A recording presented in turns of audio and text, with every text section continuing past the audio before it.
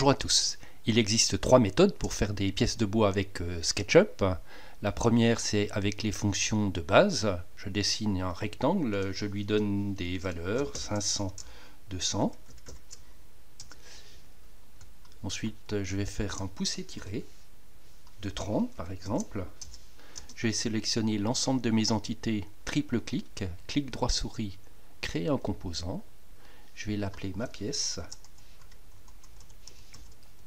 Je valide et ensuite j'affecte un matériau.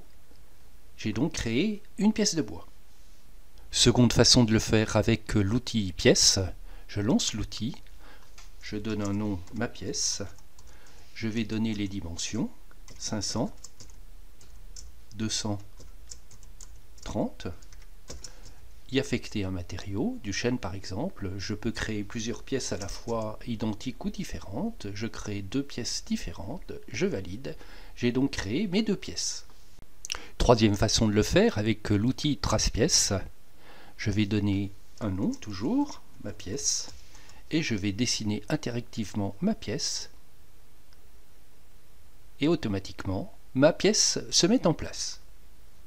Lorsque je trace ma pièce, je peux donner des valeurs. Je vais taper 500,200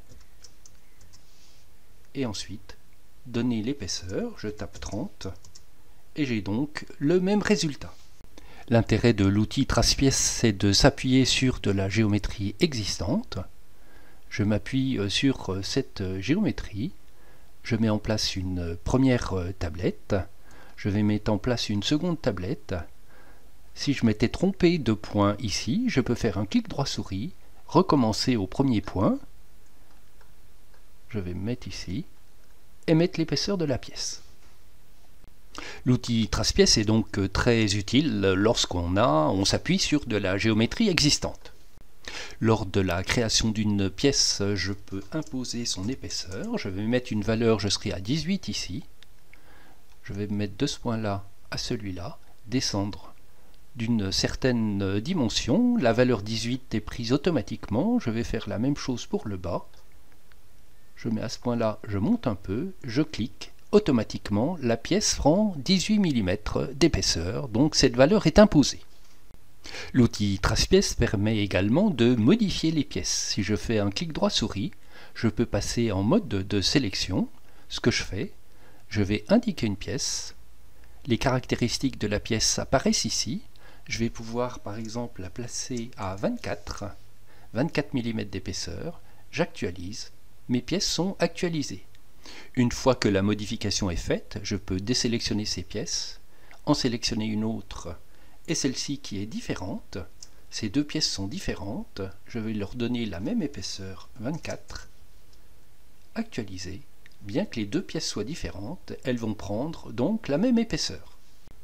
Par un clic droit souris, je quitte le mode de sélection et je reviens dans l'outil trace pièce et je peux donc à nouveau tracer une pièce, par exemple une autre tablette ici. Voici qui est fait.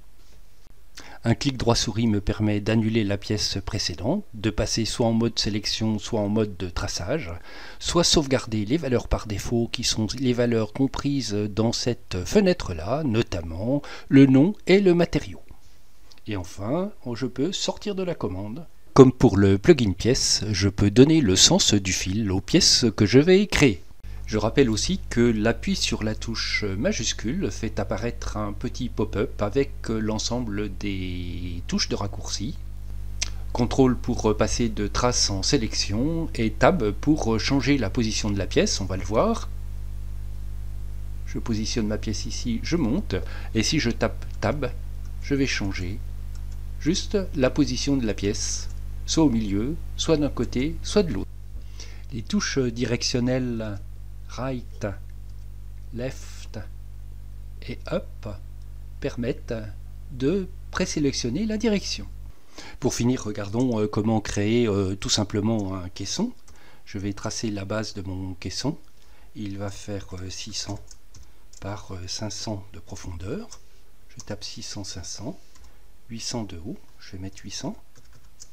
J'ai l'enveloppe de mon caisson. Les faces, j'en ai pas besoin, je vais les enlever.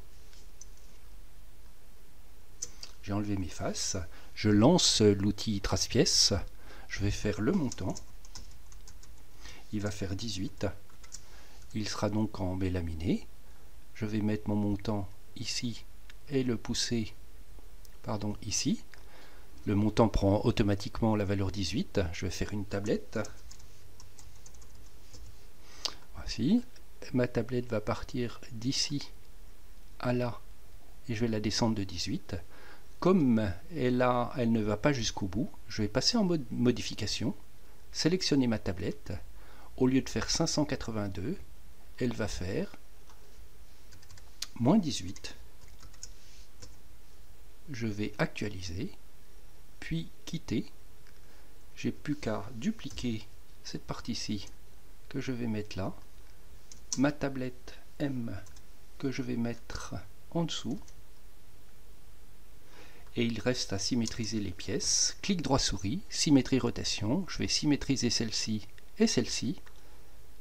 Mon caisson est terminé, donc c'est extrêmement rapide. Voici pour le plugin Trace Pièces. Bonne utilisation des extensions VMS Up et à très bientôt.